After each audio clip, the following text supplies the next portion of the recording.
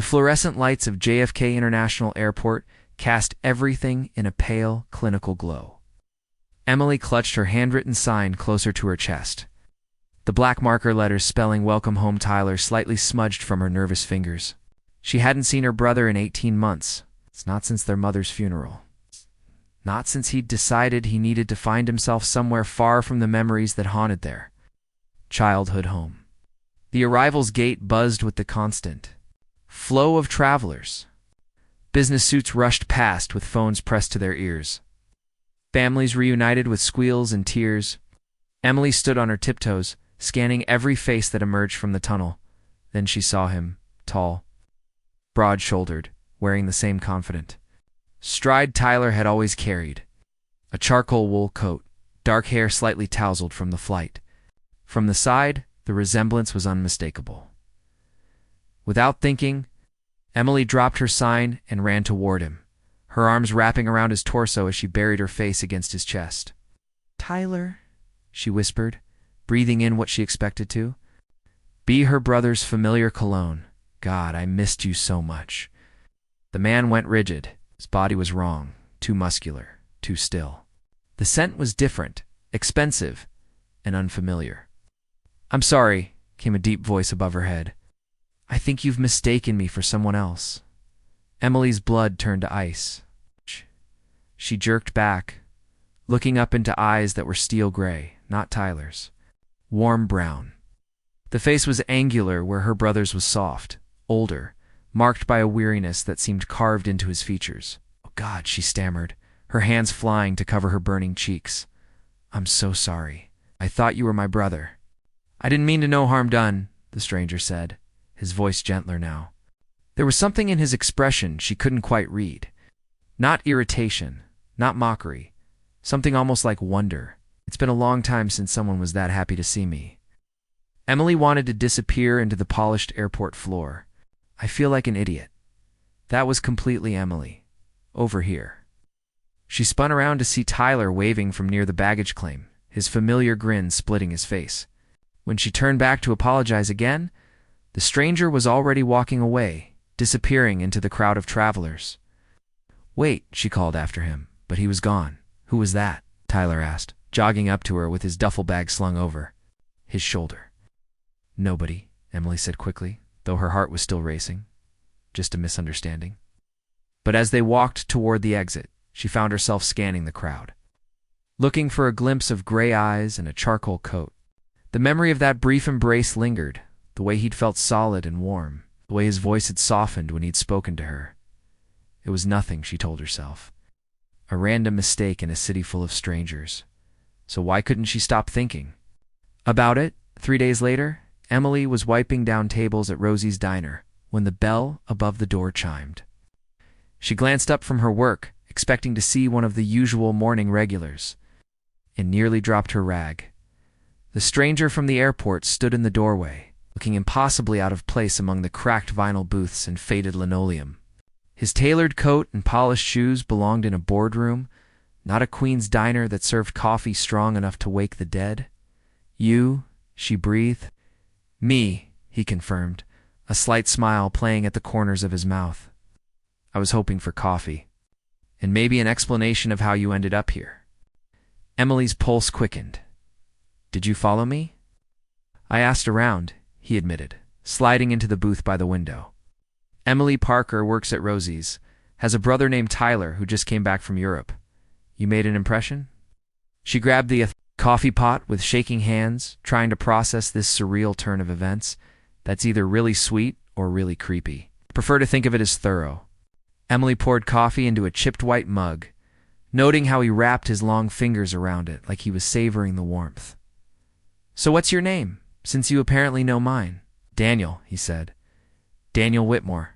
The name meant nothing to her, but the way he said it, like he expected recognition, made her curious. "Well, Daniel Whitmore, what brings you to the finest establishment in Queens?" "The company," he said simply, meeting her eyes. Something in his gaze made her stomach flutter. This was dangerous territory.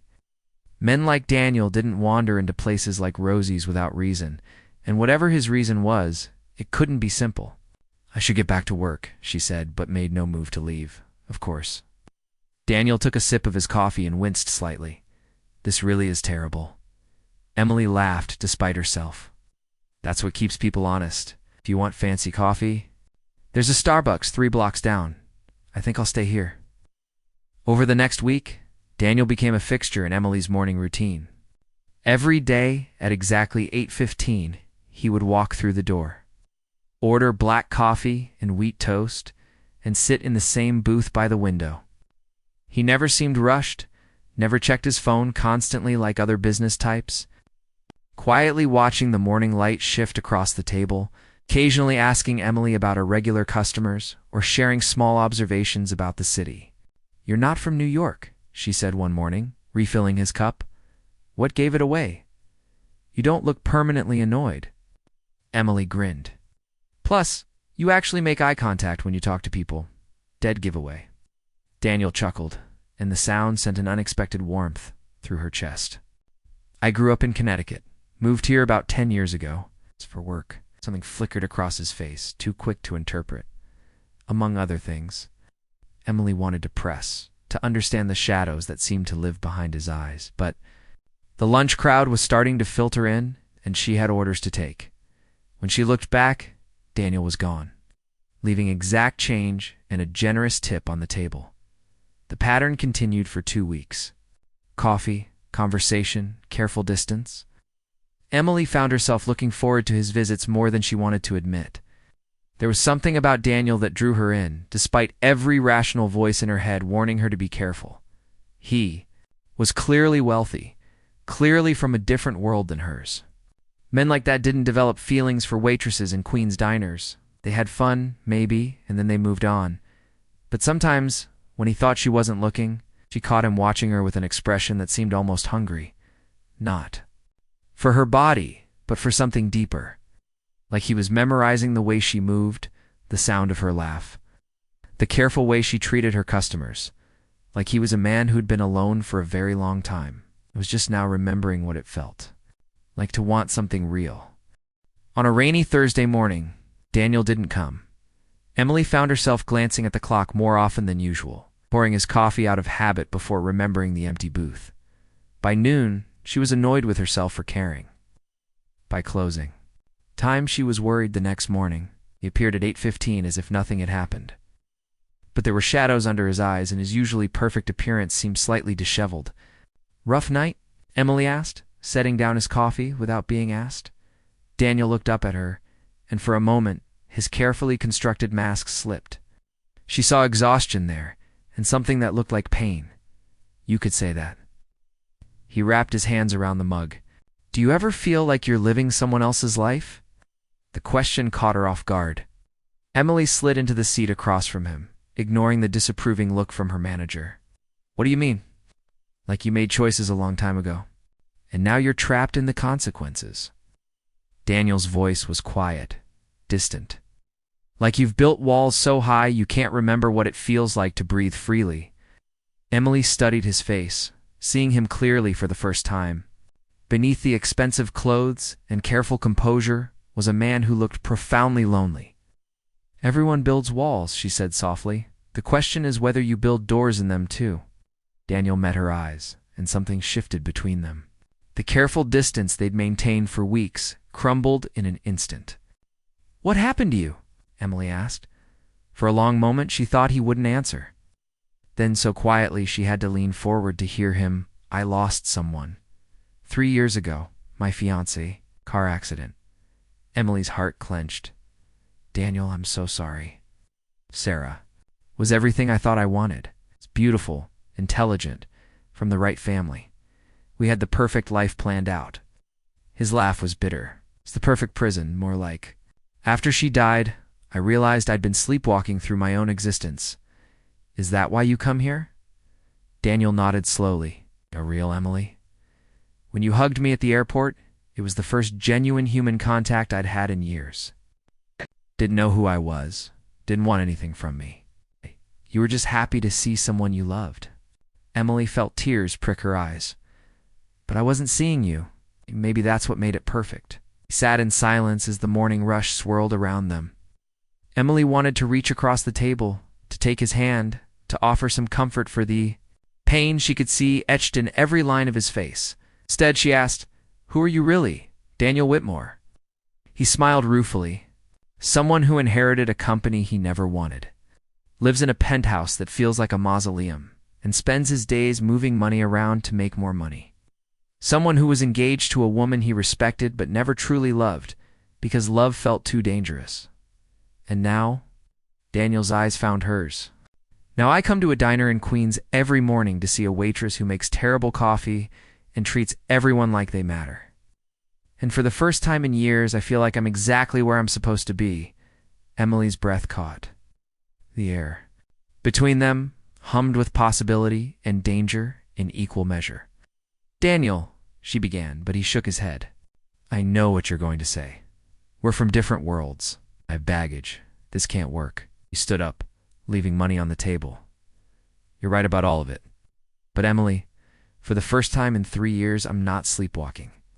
And that's because of you." He walked toward the door, then paused. "I won't keep coming if it makes you uncomfortable. Just say the word." Emily watched him go, her heart hammering against her ribs. Everything rational in her head screamed warnings. Daniel Whitmore was complicated, damaged, and definitely not the kind of man who stayed with women like her. But when she closed her eyes, she could still feel the weight of him in her arms at the airport, could still see the way his face had softened when he'd spoken about Sarah, about loneliness, about feeling real for the first time in years. Some risks, she thought, might be worth taking. Daniel came the next morning, and the next, and the one after that. But something had changed between them. The careful politeness was gone, placed by a charged awareness that made Emily's skin tingle whenever he looked at her. On a busy Saturday morning, Emily was juggling for tables when she heard raised voices from Daniel's booth. A woman had approached him, tall and elegant, in a way that made Emily feel instantly inadequate. "Avoiding my calls won't make this go away, Daniel," the woman was saying, her manicured fingers drumming against the table. "The board is asking questions. Your father's estate won't settle itself." "I told you I needed time, Victoria," Daniel replied, his voice tight with controlled anger. "Time for what? Slumming it in Queen's diners?" Victoria's gaze flicked dismissively over Emily as she approached with the coffee pot. "This isn't you, Daniel. Sarah wouldn't have wanted this." Emily saw Daniel flinch as if he'd been struck. She set down the coffee with deliberate calm, meeting Victoria's cold stare directly. "More coffee?" she asked pleasantly. "We're fine, Victoria," said curtly. "This is a private conversation." "Actually," Daniel said, his voice gaining strength, "Emily, would you mind sitting with us? Victoria, this is Emily Parker. Emily, Victoria Chen, my late fiancée's sister, and apparently my self-appointed keeper." Victoria's perfectly composed mask cracked slightly. "What are you doing? Something I should have done years ago." Daniel reached across the table and took Emily's hand. "I'm choosing my own life." Emily's heart stopped. His hand was warm and sure around hers, but she could feel the tremor running through his fingers. This wasn't just about her. This was about him finally standing up to a world that had been making his choices for him. "You can't be serious," Victoria breathed. "She's a waitress."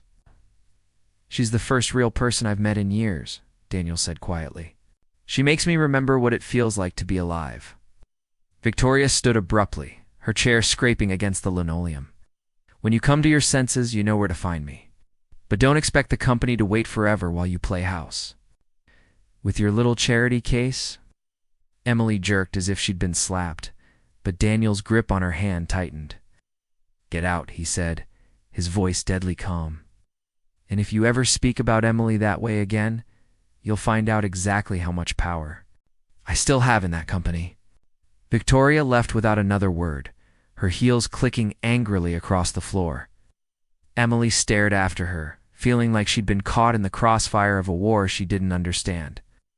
"I'm sorry," Daniel said, bringing her attention back to him. "I should have warned you that this might happen, your fiancée's sister." Emily pulled her hand free, suddenly aware that half the diner was staring at them. "Daniel, what exactly are you not telling me?" The first time since she'd known him, Daniel looked uncertain. "It's complicated. Try me." He took a deep breath. "Whitmore Industries. My family's company. The CEO, or I'm supposed to be.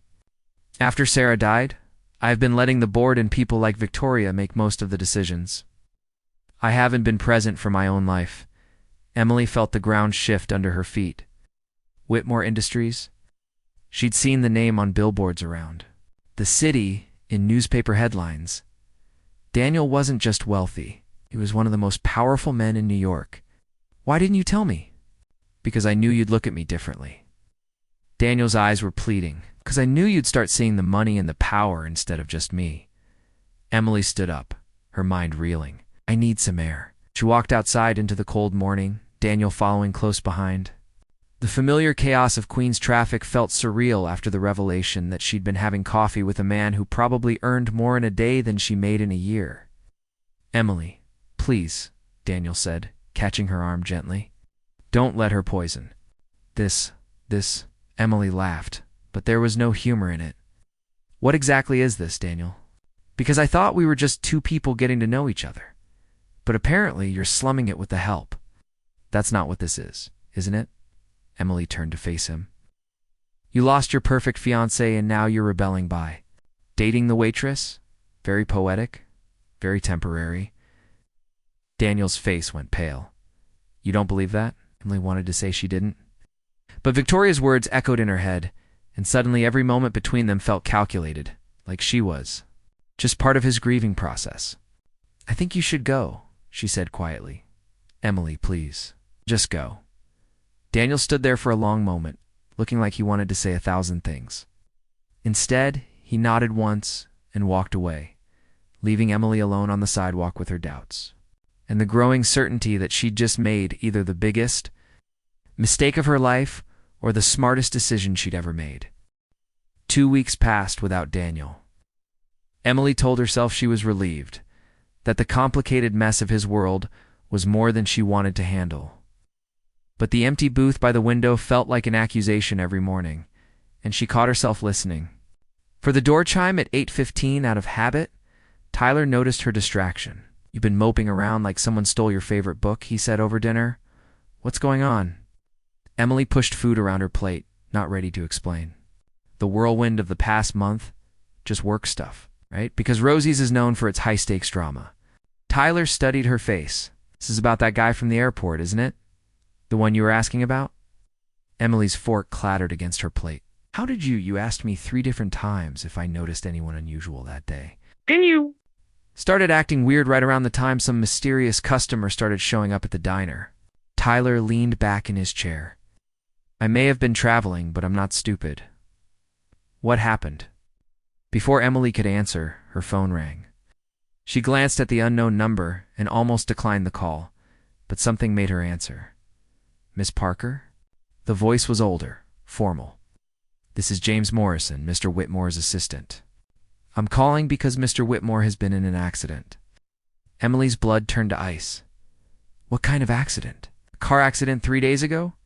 He's stable, but he's been asking for you. He gave me your number and asked me to call if anything happened to him. Emily gripped the phone tightly. Is he okay? He will be. But Miss Parker, he wanted me to tell you something. He's been trying to give you space, but he wanted you to know that he's stepping down from the company. He's been planning it since the day you met. The room spun around her. What do you mean? He's been liquidating his assets, setting up a foundation in his fiancée's memory. He told me that meeting you made him realize he'd been living Sarah's life instead of his own. The accident happened because he was driving to Queens to see you. Emily sank into a chair, Tyler hovering anxiously beside her. Where is he? Mount Sinai Hospital, room 314. Emily was already reaching for her coat before she hung up. The hospital smelled like antiseptic and fear. Emily found room 314 after what felt like an hour of wandering through Gerst's corridors. Through the small window in the door, she could see Daniel propped up in bed, his left arm in a sling, a bandage covering part of his forehead. He looked smaller. In the hospital bed, more vulnerable than she'd ever seen him. She knocked and entered, his face transformed with relief and something that looked like hope. You came, he said softly. Your assistant called. Emily approached the bed cautiously. He said you were asking for me. I've been asking for you for 2 weeks. I promised to give you space. Daniel tried to sit up straighter and winced. Emily, I need you to know something. The day Victoria came to the diner wasn't the day I decided to change my life. That decision happened the moment you hugged me at the airport. Emily felt tears sting her eyes. Daniel, let me finish. His voice was urgent. I started the process of stepping down from Whitmore Industries the week after I met you. I've been working with lawyers to set up a foundation to liquidate most of my assets. I don't want that life anymore because of me. Because of who I am when I'm with you. Daniel reached for her hand with his good arm. You make me want to be the man I was before I let fear and expectations turn me into someone I didn't recognize. The money, the company, the penthouse, none of it matters. What matters is that when I'm with you, I remember what it feels like to be alive. Emily looked down at their joined hands. At this man who had somehow changed everything about his life after a chance encounter in an airport? What? About Sarah? She asked quietly. Daniel's face softened. I loved Sarah, but I was never in love with her. I know that now. What we had was safe, expected, built on a shared background rather than a genuine connection. She deserved better, and so do I, so do you. Emily felt the last of her walls crumble. The accident. Ow. Your assistant said I was driving to the diner too.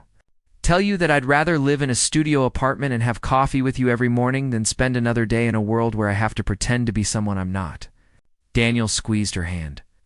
I don't need you to save me, Emily, but I need you to know that you already have.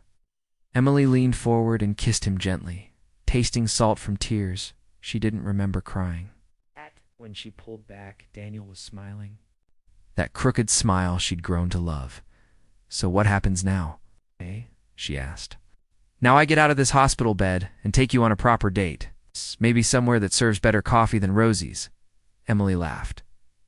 I like Rosie's coffee just fine. Then Rosie's it is. For as long as you'll have me. 6 months later, Emily still worked at Rosie's. Now Daniel worked there too, having bought the place from Rosie when she decided to retire. They served the same terrible coffee and honest food, but now they did it together. Daniel had kept his word about the company and the foundation, using his resources to help families dealing with loss.